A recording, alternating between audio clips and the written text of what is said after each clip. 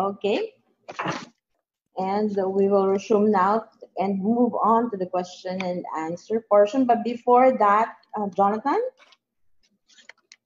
please, for the questions, for the Zoom participants, please type in your questions at the Q&A chat box for us to acknowledge it. And for the Zoom live questions, please just click the raise button to notify the administrator. For Facebook Live viewers, type in your questions on the comment box. Let us again now welcome Jonathan. All right. So is there anyone who would like to ask? Maybe Irish, we can pick one randomly. Client John, SM Supermalls. Okay. Yeah. So let me read the first. So Irish, question. I realize some people don't want to be their identities to be divulged because it's about their visibility in the office. So I totally understand kung gusto anonymous via text. So that's fine. Okay. So shall we move on to the first question? Yes, go ahead. Okay. Hi, it's actually the question is from Indonesia. Hi, it's Glyphy from Indonesia. I feel my energy drained faster during work from home period because I have to start working early and take longer hours to finish. The working process seems more complicated to adjust, and my laptop is the only platform to meet colleagues face to face. Question: what is the best formula to strictly manage my time and energy during working hours so I still have time to do personal life? Okay. Such as exercise, me time, etc. All right. Thank you for the question. Number one, and again, this question might be answered based on how structured your company is. First, you have to investigate and ask, what are the policies and the rules laid out by the organization post-COVID-19? Because if your company is really good, they should have indicated these are the ways of working moving forward. For example, our working hours are still going to be 8 a.m. to 5 p.m., which means that you should be available for any phone call. You should be available for any email by 8 a.m. to 5 p.m. If those things are not yet identified, you have to ask your manager or you have to ask your HR. If your HR has not settled down with any because perhaps your organization hasn't, then you have to create an agreement between you and your manager and your are stressed is because there are no laid out rules of how long should you work. I'll be discussing this tomorrow in our session, but I want to remind everyone, guys, that because we're now in a work from home arrangement, people will have a tendency to John, I think because they know that they can afford. John, I think we're losing the connection. Okay. Is this clear now? Yeah. Okay. Good. Better. Is it clear? Okay. Sorry. I was saying a while ago, you have to admit the fact, and this has been reported many times. Even I have some clients right now and I have some friends who do the same thing. When you are in a work from home arrangement, people will have a tendency, and sometimes they are unconscious about it, that they will abuse your time. Why? Because now they know that even if it's already 6 o'clock or 7 o'clock p.m., you're still in front of your screen. Your phone is right in front of you. So your goal is either A, ask your HR if there is a laid out set of rules of what are the ways of working. If this is not identified by your company, you have to set one between you and your manager. Right?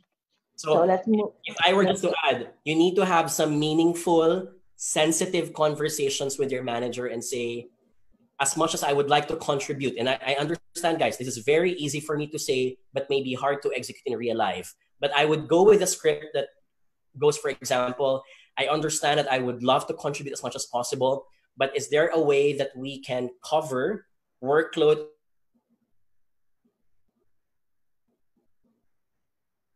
I think we lost Jonathan. Like this, such as perhaps your manager is not even aware that you are the father, the mother, or the breadwinner of your family or whatever it is. John, sorry to interrupt you. They will keep on loading work. They don't complain about it. John, I think your connection is losing. Can we fix it first? Yep. Is this clear? Ayan, okay. Okay. It's Yep, good go now. ahead. Next question.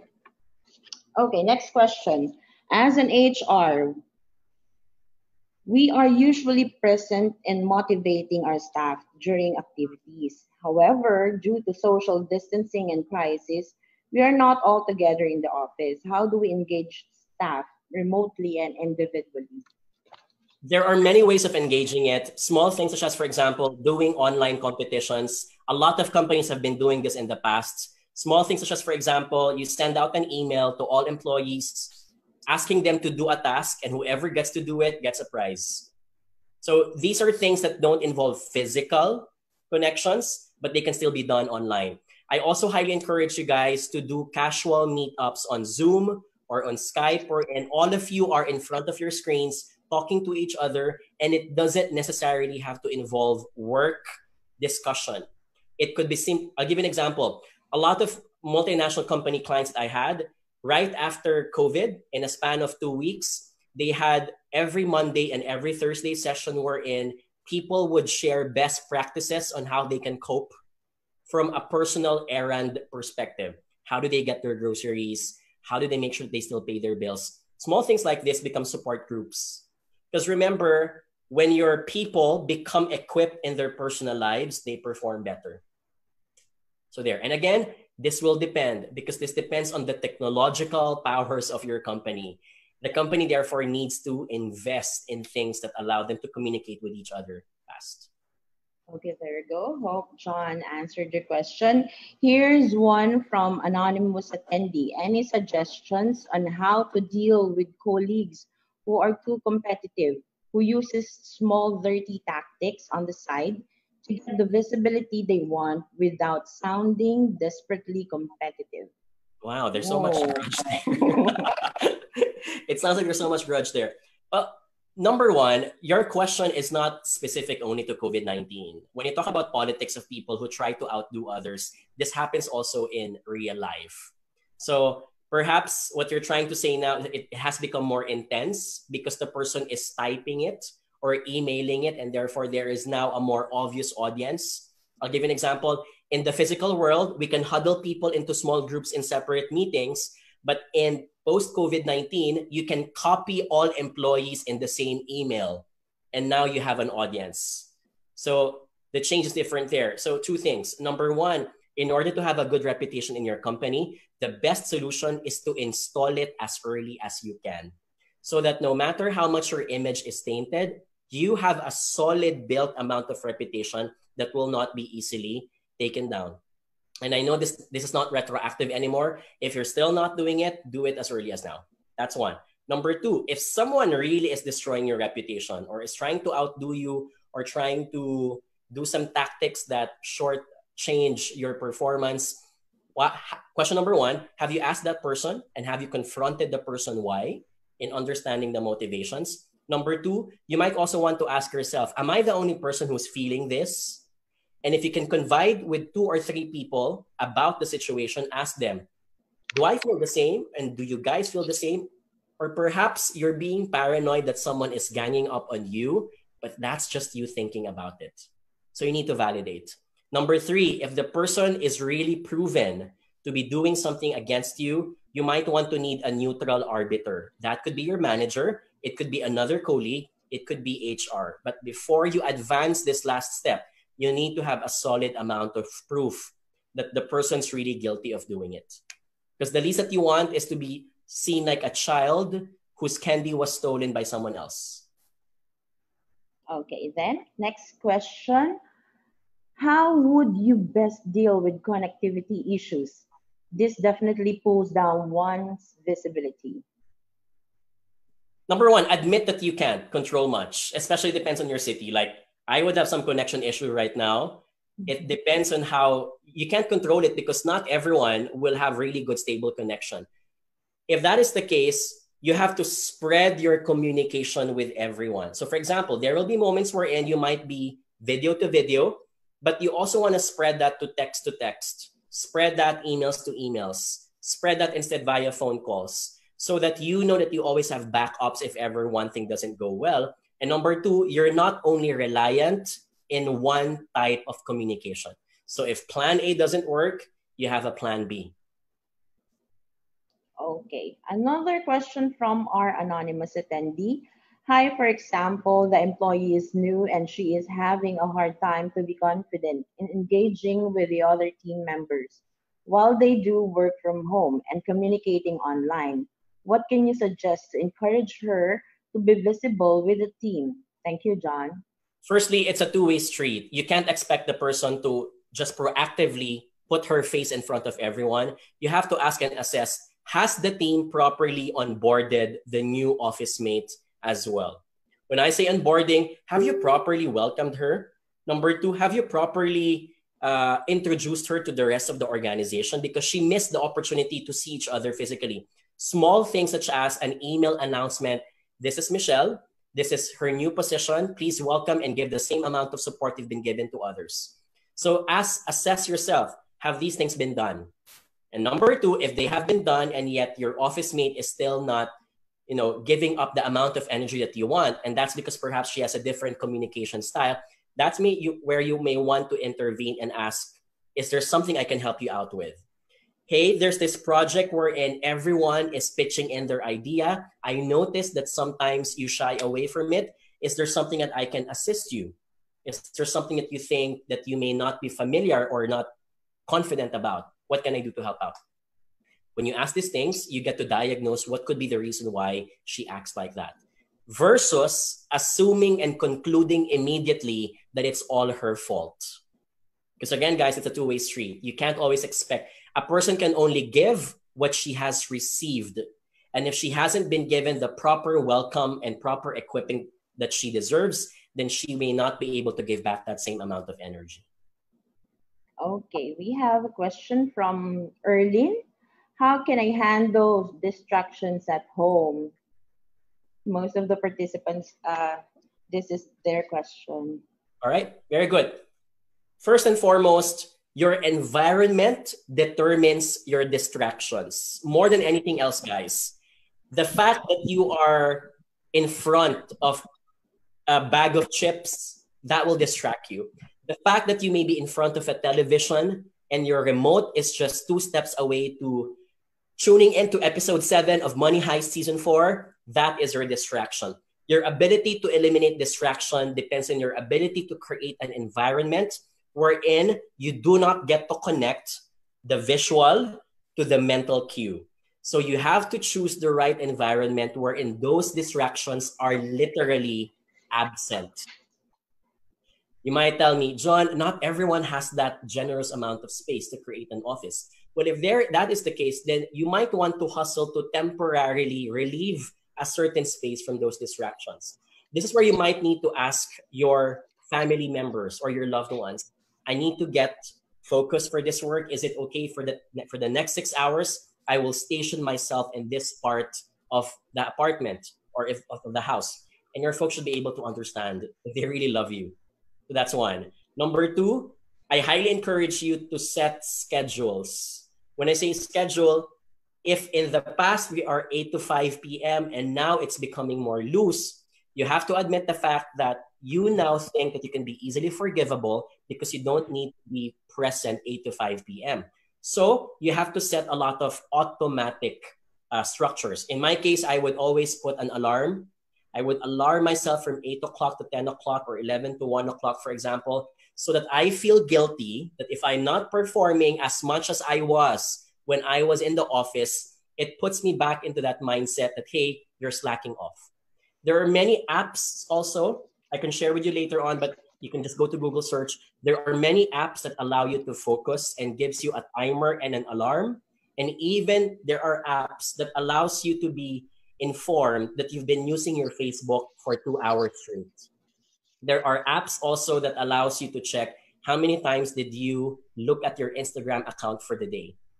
So just put it on Google search, just type, and a lot of them are available. So again, essence is your ability to be focused is dependent on your ability to eliminate the visual cues of those distractions. Okay, before we move on to our next question, I would like to remind you guys, the participants, to click the raise button for live questions. Yeah, okay. Yeah, it would be great, no? Oh, Kung may live questions tayo. yes, we have one, I think. Miss Iris. Miss Iris,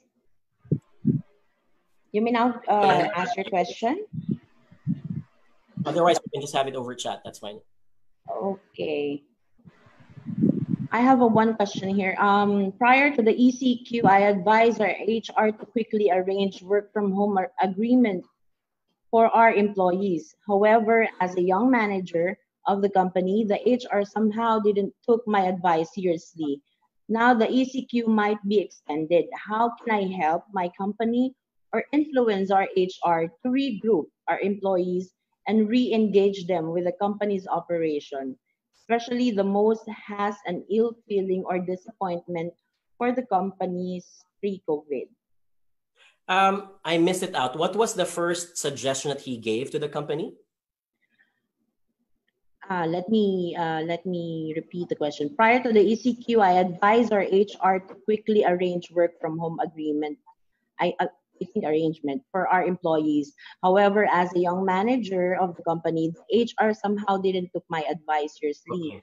Now that the ECQ might be extended, how can I help my company or influence our HR to regroup our employees and re-engage them with the company's operation, especially Gotcha. now on the I think the question current. has nothing to do with the ECQ. It just happens to be that the issue was a suggestion about the ECQ. The question of the person who raised this is about I am young and therefore they didn't believe in what I was sharing.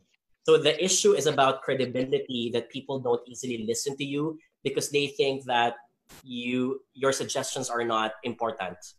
And I get that. Remember, guys, that people will only listen to you when credibility has been established. And it's easy to say that people will keep on judging you, but we have to admit the fact that everyone will judge you because of their own selfish interests. In this case, I would highly suggest next time, if you are suggesting something, it's either you back it up, you show examples and anecdotes that other companies are also doing it, and therefore it gives you the license to ask back, if they're doing it, why aren't we? Number three, if these things are about to happen, what's the proof and what is the trajectory that they will likely happen? I'll give you an example. Other countries also had the same issue. They did not quarantine immediately their employees, and so they had even some employees who got affected and turned out to be positive. It was already too late for HR to act on it.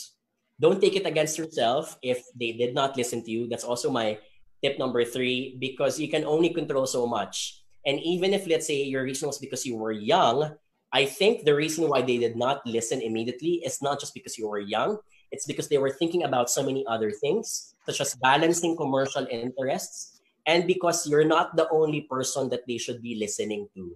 Perhaps you were overpowered by the voice of other people, regardless of their age, right? And so, if you want, and here's where you can have your peace of mind. As long as you've given your piece of advice, you should be fine. And as long as you were able to back it up with the right set of information, don't take it against you if your suggestion wasn't solicited by the organization. Ideally, Oh, yes, it would be nice if they could, but you can only do so much as well. Sorry, I'm going to add one last. If you want to also make your voice louder, it can also be very helpful next time if you don't only shout out alone. If you can look for allies, or if you can look for another senior manager who can sponsor your idea so that idea can be brought to the table to the other decision makers. So again, if you can't how do you call it? If you can't drive a car, look for a neighbor who can give you a bicycle, for example. If you can't go to another place, look for a friend who can give you a lift or a ride. The same metaphor happens at work. okay. I think, John, we have a live question here. Yep, go Miss ahead. Heidi. Hi, good afternoon, Chan, and Okay. everyone. I would just like to ask because I am currently tagged as not work from home by our company, and excuse, because they think that my job my current job is not as much as those frontliners. So I would just like to ask, how can I be visible now during this ECQ season? Okay. May I ask, by the sorry, for our friends who are from other countries, ECQ refers to the enhanced quarantine because in other countries it's labeled as something else. So just FYI on that. May I ask, Heidi, what is your line of industry? Aviation. Aviation. So right Aviation. now you are part of the organization and Yep. you are literally still working from home, but you are not tagged as work from home. Yeah, yeah. Because actually the company gave us this other leave, the luxury of having other lives on top of our regular lives. And Okay. so happens that uh, my position is process specialist. So of course I am not that much into the operation because I That's am more on okay. the Okay. improvements. That is why they tag me as not work from home. You know, do you If understand? They get me if I where can I'm rephrase coming that, from. I think what they're saying is your position is not something that was transferred into a work from home arrangement because it didn't need Yes, to be in the first place. yes, yes, yes. That's right. So, So my question is, how can I now be visible during this season? mm. Well, number one, if I can use a proper label for that, we call that as remote worker. Remote worker, which means that from a permanent base or from the start, you were never really in the same physical office as others. So remote worker is a better term for that. Number two, as I mentioned a while ago, it would be nice if you can start engaging in volunteering in certain projects wherein you think you can contribute to something, even if it's outside your expertise.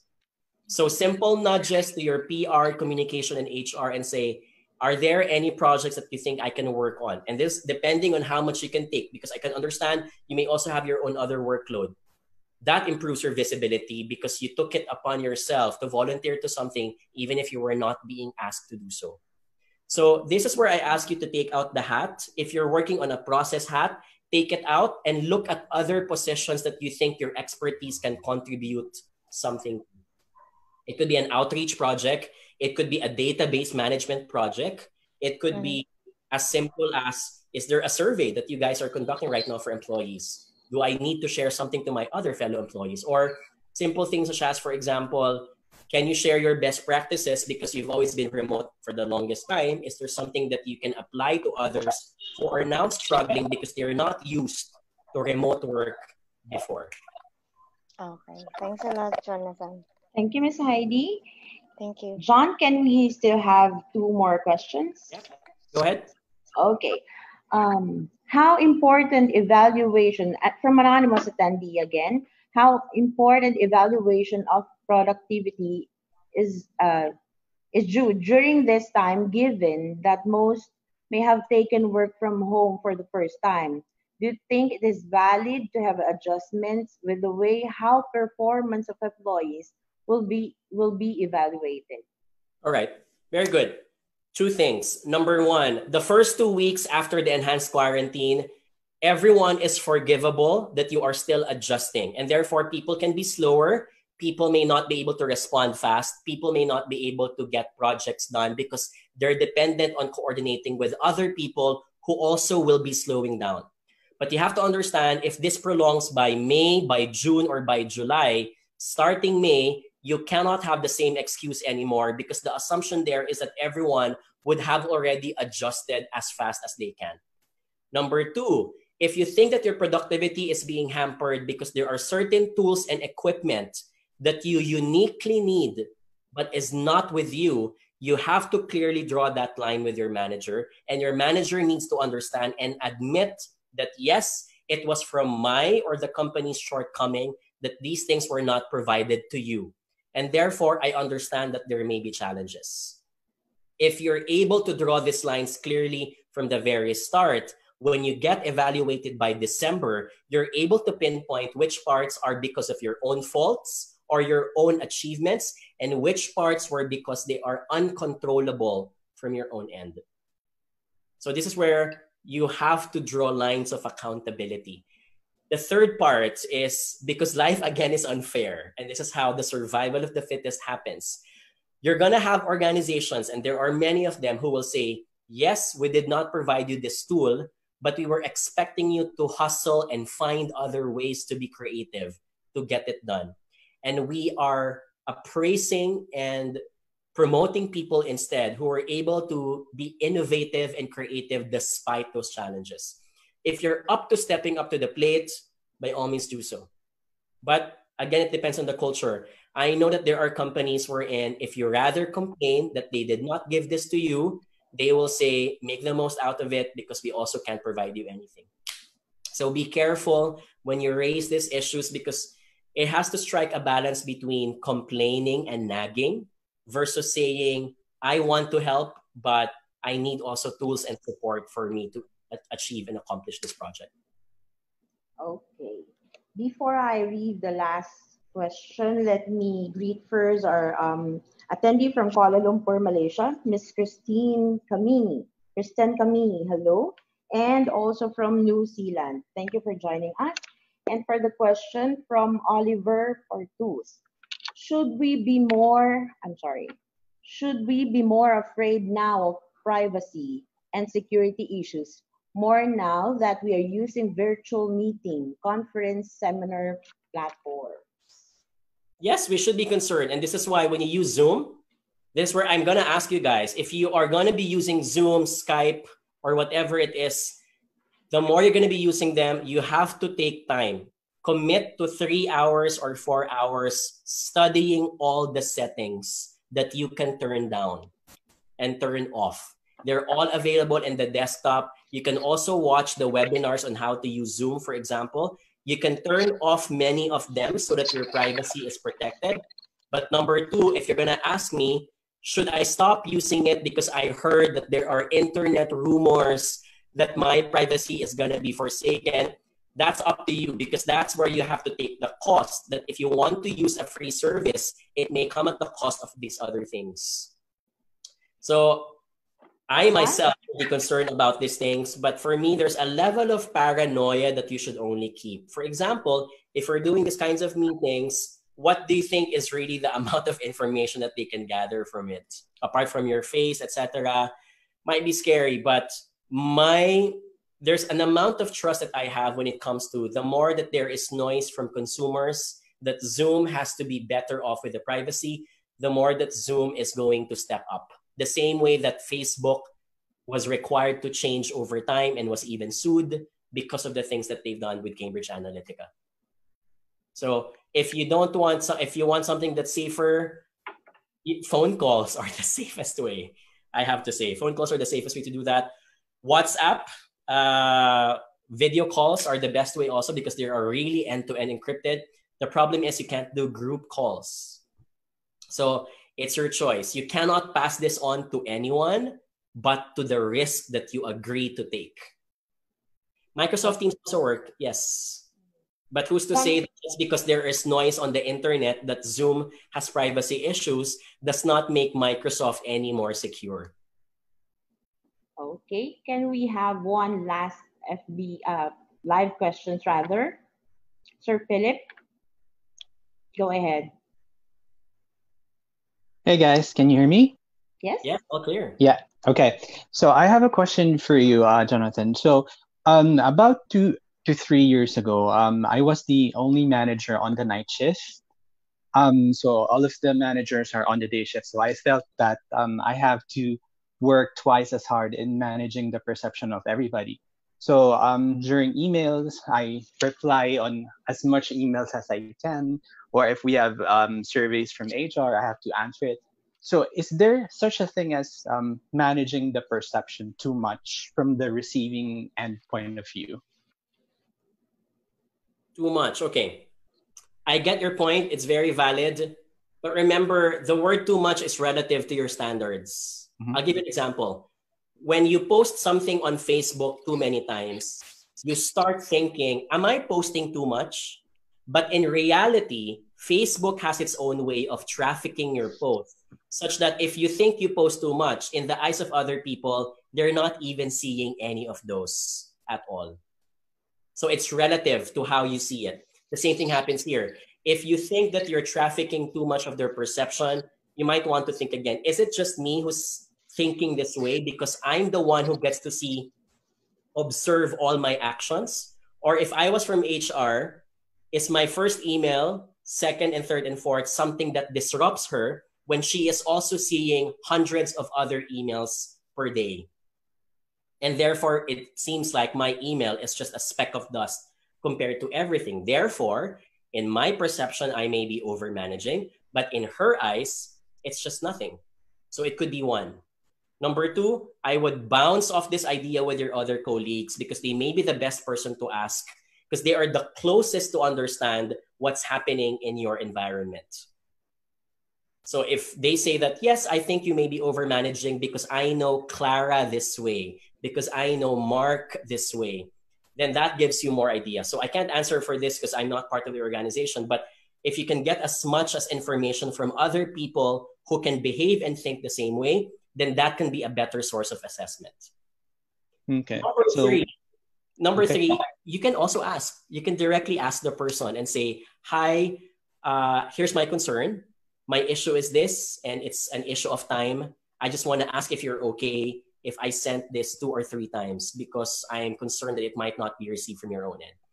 It may need some sensitivity, but sometimes it works because when you finally get the answer, no, not at all, it's totally fine, it's such a great relief also from your end.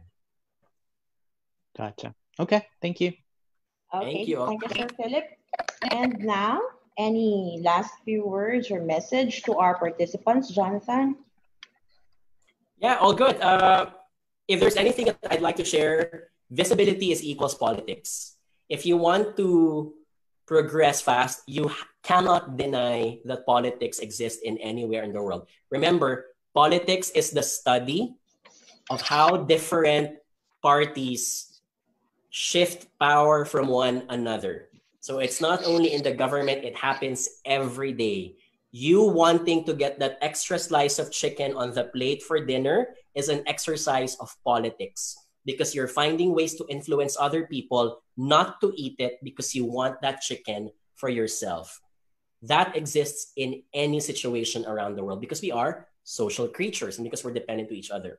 So in order for you to progress, visibility is part of politics. You have to make proactive and extra effort for visibility to happen. You cannot leave it alone to destiny or to luck. Okay, that's it. Thank you so much, Jonathan, for the insights, strategies, and tips. So this won't be goodbye because I'll be seeing you tomorrow again for another e-learning session. See you guys also tomorrow. Thank you so much. Thank you, guys. Have a great day. Okay, have a great day too. And now, before we end this learning session, I'd like to first greet our out-of-town attendees, participants who are watching right now. They are from Pampanga, from Bicol Region, Albay, from Magusan del Norte, from Camsur, all the way from Cebu. Hello po. From Davao, Ilocos Norte, Vigan, wow. Iloilo, La Trinidad, Benguet, Misamis Oriental from Cagayan de Oro, Nueva Ecija, Nueva Vizcaya, from Tugigaraw, Tagbilaran, and Zamboanga del Sur. So thank you so much for joining us. And I would like to thank our win-win partners, okay, our official media partner, Art Laws Magazine. Thank you. We would like to acknowledge as well our digital media partners, Globaltronics, Focus Media, City Advertising Ventures, Outcom. For our major sponsor, Q&E Software.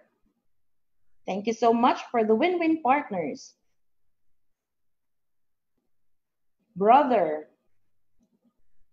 Faber-Castell. Thank you also to Gluta-C, Moringa O2, KFC, Mr. Donut, Tokyo, Tokyo. And of course, Lotus Biscoff. Okay.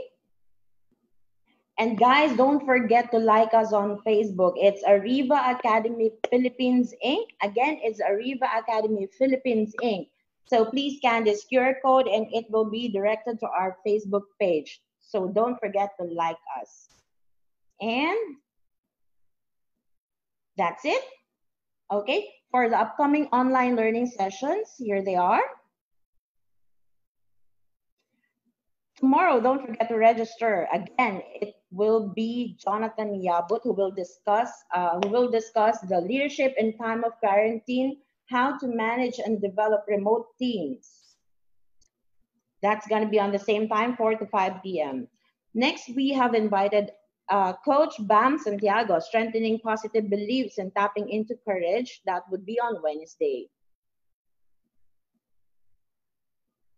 Next, we have invited Sister Mary Anthony Basa from PDDM.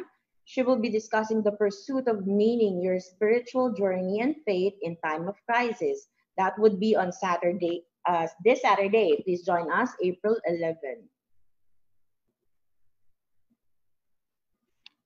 Next topic would be how to be a strength-based parent, unlock your children's potential by helping them build their strengths. This will be on Monday, April 13, and this will be discussed by Coach Bernard Marquez. And we have Mr. Chris Randolph. He is one of the attendees a while ago. What should sales executives be doing to generate sales now and after the lockdown? This will be on Tuesday next week, April 14. Next, we have Ms. Renalyn Tan Castillejos. She will be discussing KonMari method, declutter your space. Spark joy in your life. This will be on April 15. And of course, Social Security System Members Assistant on COVID-19 impact. This will be on Thursday, April 16. And we have invited a spokesperson from SSS, which is Mr. Jomer C. Gonzalez. And we have work from home etiquette topic, how to develop a professional image even if you work virtually. This will be discussed by none other than Ms. Abigail Arenas de Leon, and this will be next week, Friday, April 17. We have the neuroscience of unconscious mental biases. This will be on Monday, April 20, and we will invite Coach Ben Ampil. Okay, and that's it. For those of you who are asking how to register, please send us our email address and we'll send you the link on how to register. Guys, don't forget to register again for tomorrow's session. And once again, thank you for joining us. Hope to see you tomorrow. This is Irish Balanda Samson giving you It's All About Being Better in Ariva. Keep safe and stay home. Thank you.